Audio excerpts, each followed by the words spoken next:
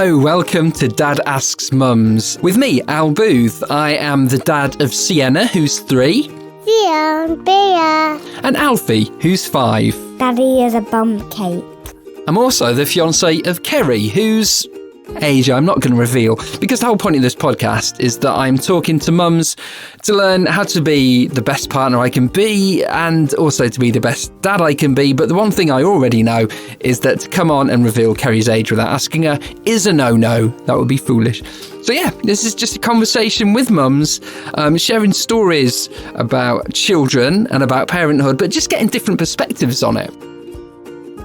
The guest today is brilliant. She is the internet mum. She has a son who is very talented and has more than 13 million subscribers on YouTube. You might know him. But she, in her own right, is great. We're in for a lot of different things. A roller coaster of emotions and laughing. It's just stories. Her name is Sarah Simons. There's something I find really interesting about fathers and daughters and mothers and sons, because it kind of can influence their relationships. You know, he was my son's friend, and so, there's still quite a lot. I'm upsetting myself talking about it, you can say. Are you at the stage where you go, people who aren't awake at 4 a.m. are just lazy?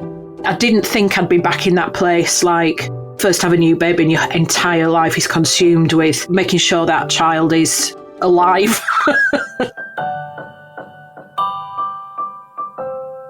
Sarah is the mum of the whole internet, as well as being a writer and a teacher and an LGBTQ plus ally. Her YouTube channel, Internet Mum, has more than 200,000 subscribers, more than 2 million views. I don't understand any of that. Welcome to Dad Asks Mums, Sarah Simons, Internet Mum. Thanks very much for having me, and it's lovely to be here.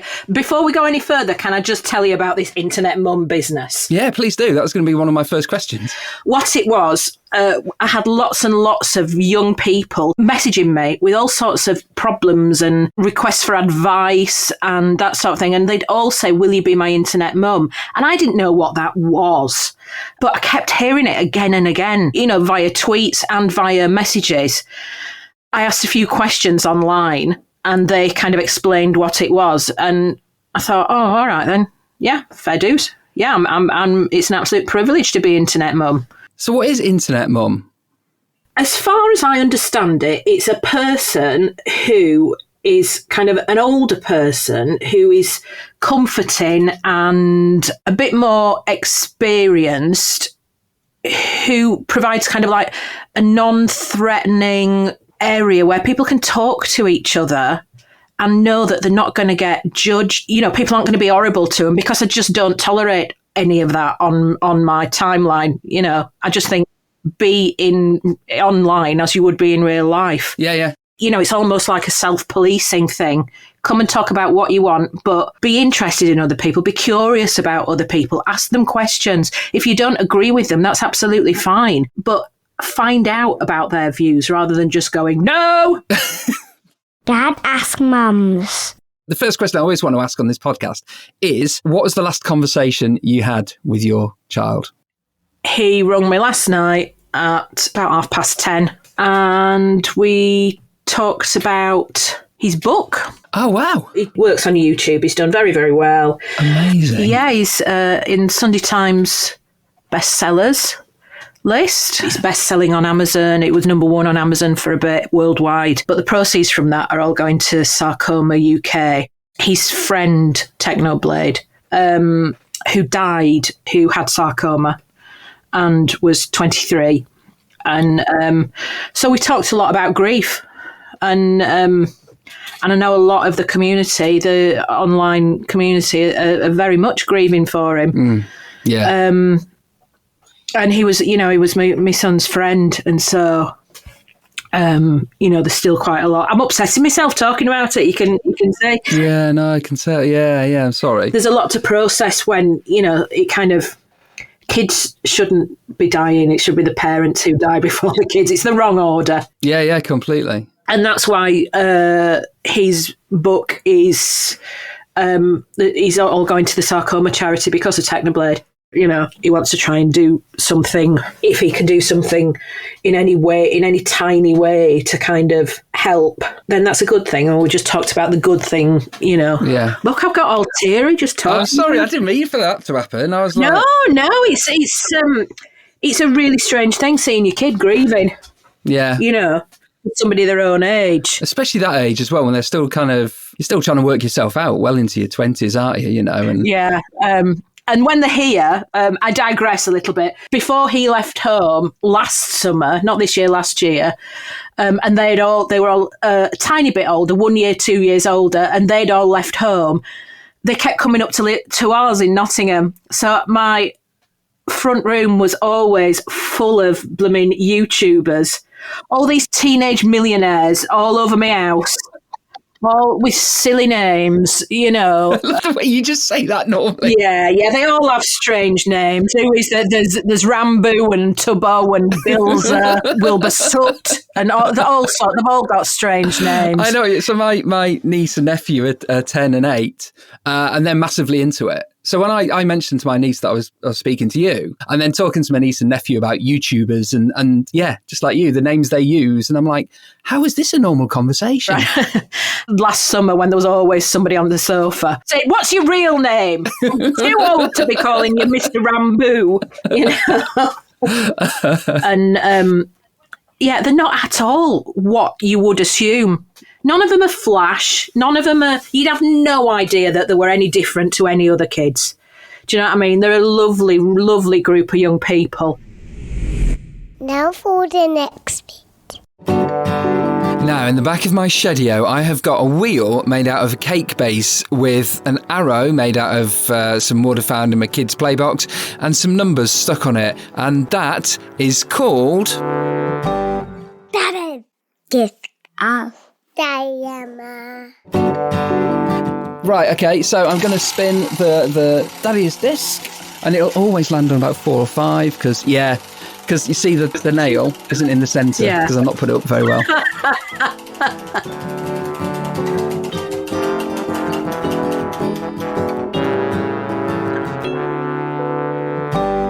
So here's the dilemma, and I think this is probably quite fitting for you, especially for you, given your position as a mum to a son who is brilliant on YouTube. My son is obsessed with YouTube, and he watches donkey videos, but then he gets into other videos. We kind of want him to encourage it was a bit awkward because I've got a 2-year-old daughter as well, and she does the alphabet and she goes XYZ. I'm like, oh no, everyone knows we've just left you in front of the telly. That's the worst thing. Yeah, forget about that. Everybody's kids are brought up by the telly, and let's not pretend that they're not. Yeah, exactly. But yeah, I was just wondering, kind of, because obviously your son, being 18, would have grown up in the age of online, really. And that's the bit that scares me stiff, is online, social media. Whereas your son's obviously made great friends through it. Yeah. And I have as well. I met Sarah. I got my friend Sarah off Twitter. And I've got a new mate that's from New Jersey that came over to stay with us a few weeks ago. I met her on Twitter and all, which is the thing that you go, don't do that, you're going to get murdered. And like two of my bestest friends met online. Exactly, yeah.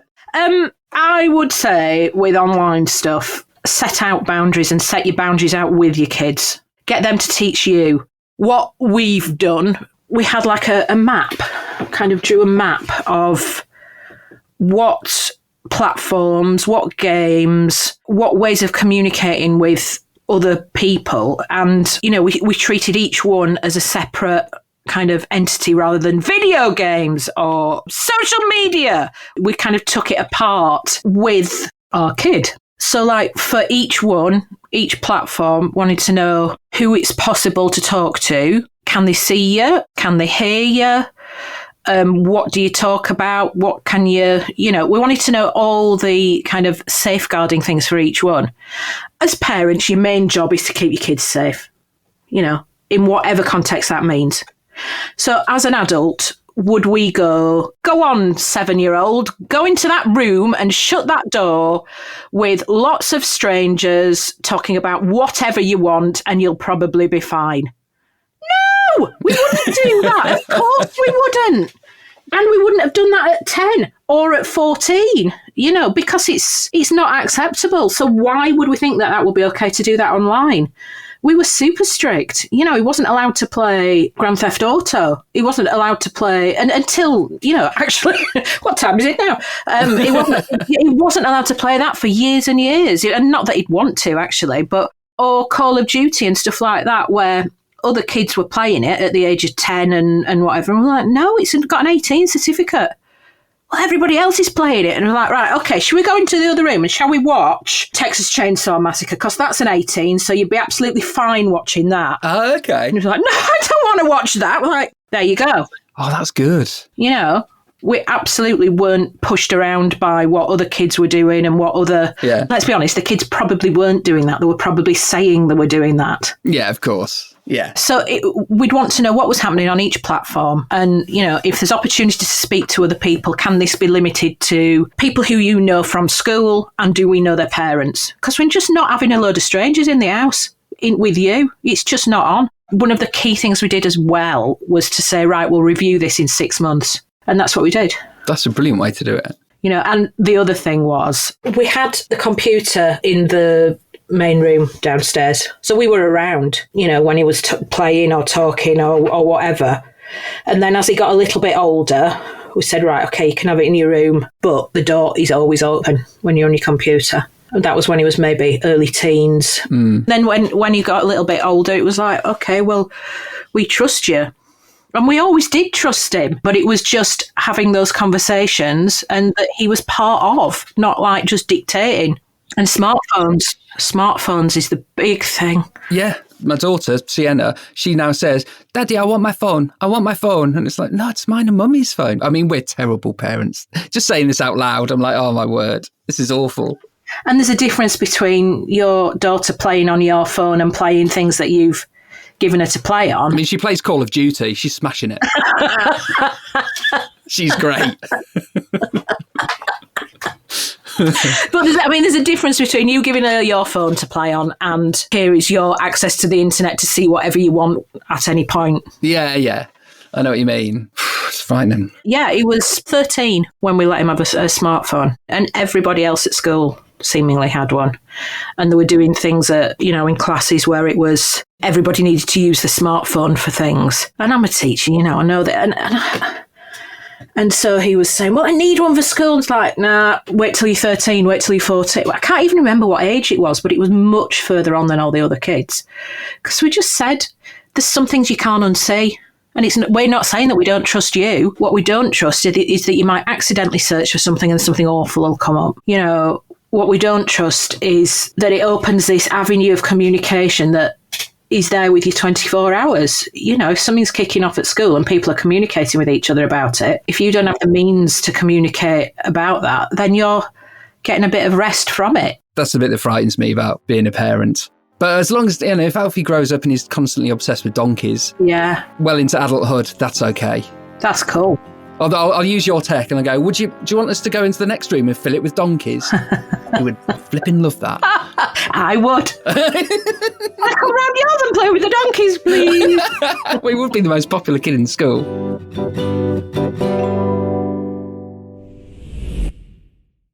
Now for the next bit. I saw your video, one of your first videos, which was explaining where you were a bit lost because you're a mum and a daughter. Yeah, and at the time when I did that first video, my son was still living at home and my dad was living here as well. And I couldn't work because, I was looking after my dad all the time. And it just got to the point where I just felt like my function was to make sure everybody else was all right. And, there are times when that feels kind of more natural for the woman especially, but not exclusively, to feel like their function is to look after everybody else. When you've got a new baby, things like that, it's kind of generally agreed, certainly from oldie-fashionedy times, that the woman is the person who makes sure that the baby's okay and kind of keeps everything going. Obviously, that's not necessarily relevant now, but it's, there's these periods where you kind of expect that.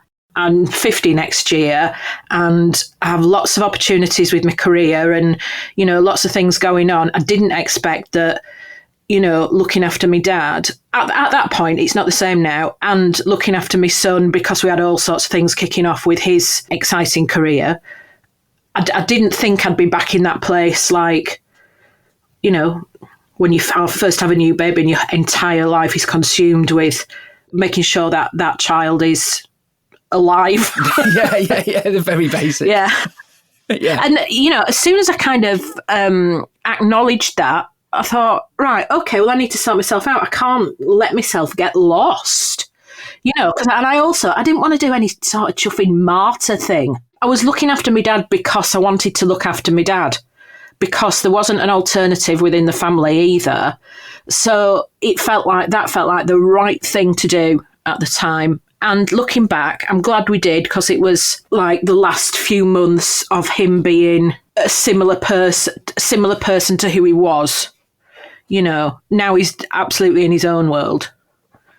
So, you know, I don't regret that at all. But at that time when I did the video, I was just really lost. Yeah. How are you doing now? I'm okay. Ironically, my son, who is 18 now, he's moved away. He lives in Brighton. He's easy peasy. He's no worries at all. You know, he should be the one that I'm worried about and I'm stressed about. And as much as online, he gives this persona of being absolutely bonkers and chaotic and all over the place. And he does have so much of that in him. He's also really together and so much more sensible and mature than I was at his age, and sometimes than I am now. So I just tend not to worry about him, because I know he's all right and he'll be all right, and he's good at exploring what he's feeling. Do you know what I mean? He's really analytical with stuff. It feels like he shouldn't be the easy bit, but he is. He was still only 17 when he left home and moved to Brighton, and because he wasn't, you know, going the route that, you know, we thought he would, which would be finishing college. He was at Confetti, and going and studying some more for another 3 years, you know, and then going out into the world, because he'd just gone from our house to his own entire huge life.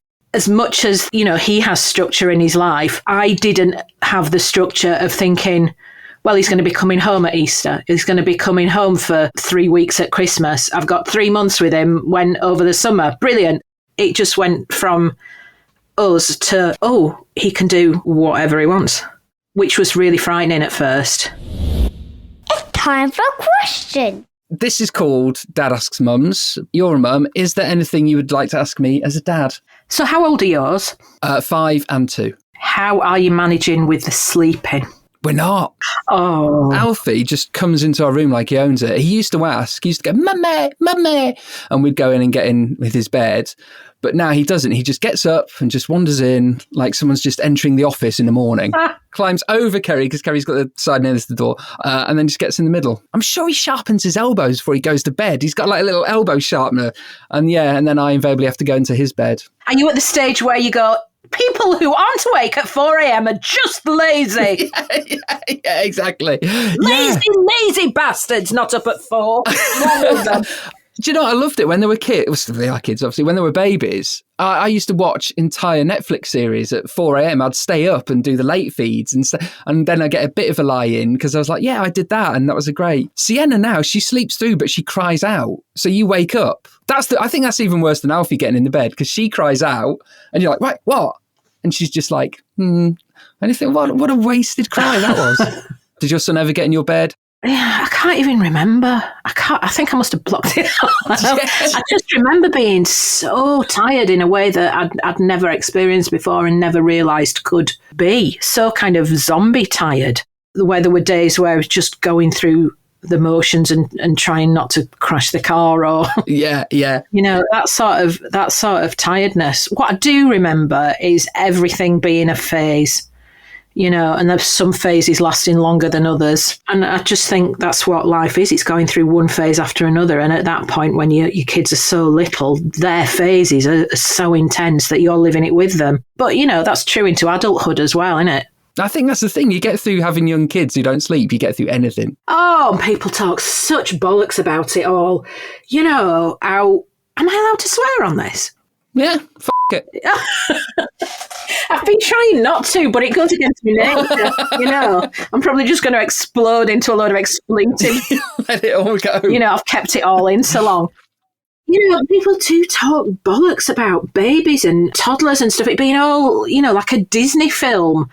99% absolute boredom and exhaustion, and 1% the most joy, could even dream of having. That is so true. There's something weird in the human brain that just makes you remember all the good bits. That's why we've got two, because we're just like, we completely forgot about all the sleepless nights and everything with the first.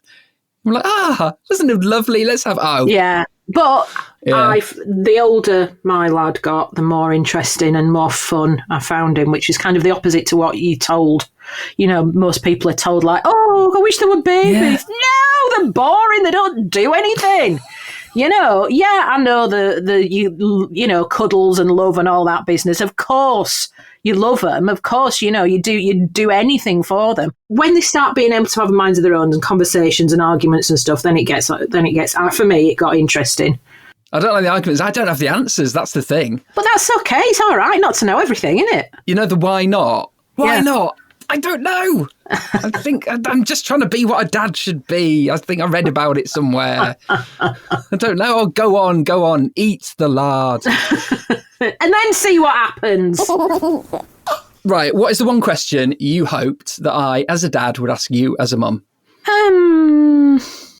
I've been thinking a lot with my dad at the moment about the relationship between dads and daughters, and how important that is as the very first male role model.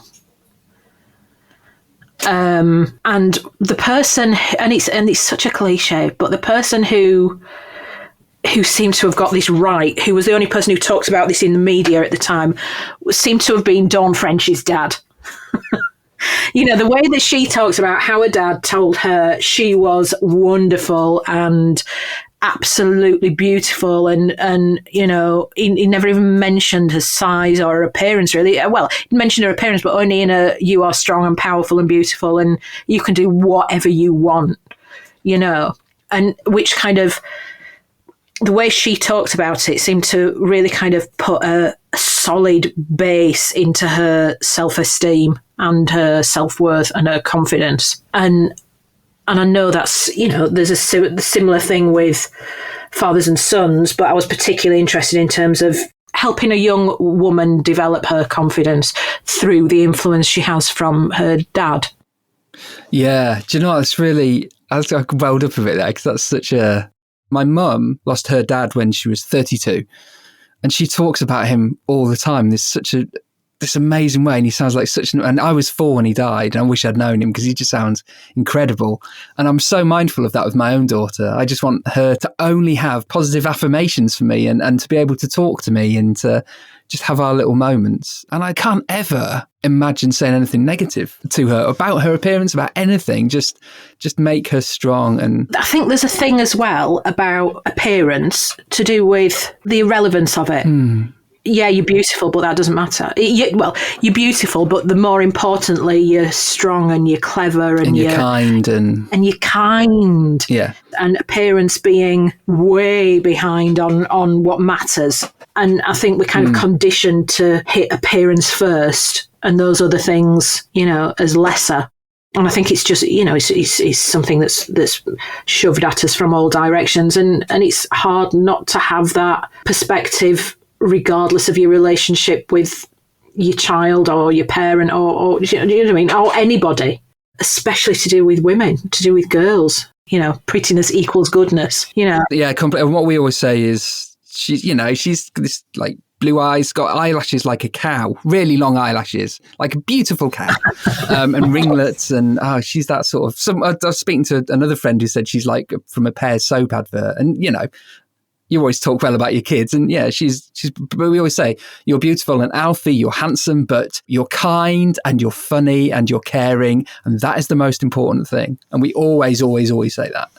And the influence that you, as the first male role model, is, I don't know, there's something I find really interesting about fathers and daughters and mothers and sons, because it kind of can influence their relationships with the opposite sex, and the way that they treat them and the way that they behave around them. Yes. It's such a responsibility.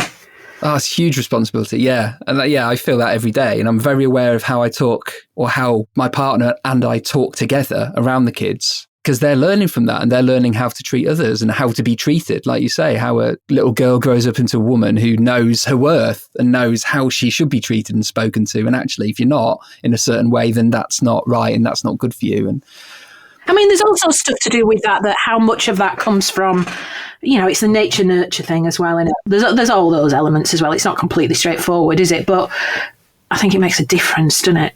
Yeah, I think so. And Sienna is so headstrong. And when she's a teenager, I'm going to create a man cave in the loft and hide up there for about 7 years, I think. I think that's how to go. We shall see. Well, I'll come back to you in 13 years and go, oh, yeah. I think just have fun. I think that's all I'm coming down to. Just be positive and have fun and just laugh. That's what I hope. I'm trying to teach them in the Homer Simpson way, trying to teach my son that it's very important to be funny. If you're funny, you will get out of a lot of situations. Yeah, your writing's great. Well done. You're really good at reading for 5. I'm proud. Be funny. What's the punchline, though? Yeah, exactly. Yeah, exactly. Who's your audience? Who you're aiming to make laugh with that one? Let's have a song for bed. I'd always like to finish this rather awkwardly with, was there a song that you used to sing to your Tom to get him to sleep? We did have a song, but it was about our Nora, the dog. Nora died about 3 years ago. We got her 18 months before I had Tom, and she was a teeny weeny little pup we got from the RSPCA. So they kind of grew up together. She had a lovely life. She was an absolute arsehole. What the actual heck? She hated us. She hated being around us from about the age of 8. Yeah, she just couldn't be doing with us at all, and we loved her so much. So we went to the vets, and we knew it was the last day, and we went when there was nobody else there. They organised it so it was just us, and we sat on the floor of the waiting room with Nora, and she was sat with us, and I stroked her head. And she used some of her last heartbeats to get up and go over the other side of the room and lay down so she could just be away from us. It's like, you absolute arsehole. Right to the end. She was, giving us the dog middle finger equivalent. Some of the last heartbeats were used to, tell us to fuck off. And we loved her so much. So, yeah, we used to make up little songs about Nora. And we used to sing Nora songs. Can you sing one now? No. You sod. No. I was waiting for that. I was like, "What? How lovely." No, we liked a lot of Bruce Springsteen as well. Okay. In fact, this is like the worst parent thing ever, looking back. And I don't know if times have changed now. Tom was only about 6 or 7, and we loved Bruce Springsteen, and we still do. And he put out this kind of almost gospel-y type of album, which is how Tom learned days of the week. It was This Little Light of Mine. Yeah, Monday, Tuesday, and that's how he learned days of the week from Bruce Springsteen. Anyway, when Tom was about 6 or 7, he was on tour, and we got tickets. Well, it's during the week, though. What we're going to do. So I thought, right, we'll be completely open about it. We'll go and see his head teacher and say, would it be possible? We understand they're not allowed to have time off school, but we've got these tickets and it will be his first gig. And she went, yeah, enjoy yourselves. That's brilliant. What an exciting experience for him. So, yeah, he was about 7. And he went to Springsteen. Yeah. That's cool. What cool parents. No, not at all. Taking your son out of school to see Bruce Springsteen, that's ultimate. He was allowed, we asked. Oh, did you do that? That's something we're experiencing with our son at the moment, because my parents live 2.5 hours away. So if we go for a long weekend, Alfie, who feels perfectly fine, suddenly has developed a cold. We're like gaslighting him. Going, oh, Alfie, what's that cold? He's like, what do you mean? Oh, you can't go to Sunday night. Remember you had that cold, so you just maybe sniff a bit. Oh, flipping heck, that's terrible. Next time, I'll just say we're going to see Bruce Springsteen.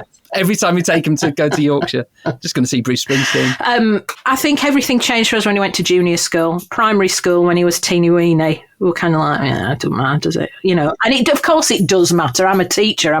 You know, I totally get that if they miss stuff, it's hard to catch up. And those early years are so important. But at the same time, it's hard to kind of rationalise that as a parent, isn't it? Yeah. You know, I totally had a teacher-parent argument in my own head about stuff like that. Oh, my dad used to take me out of school loads to go and watch the football if it was a midweek match, you know, and I got an F in maths. So nobody cared then, though, did they? No. Nobody gave it then, did they, about having... No, exactly. But, you know, yeah, it's difficult to rationalise between my teacher head and my parent head. I can see that. I can see there's the teacher doing the right thing, and you took your son out of school to see Bruce Springsteen. And that's the best one. That's the one you should live by. Oh, thank you so much. That was fun. Oh, thank you. It's been lovely. Bye-bye.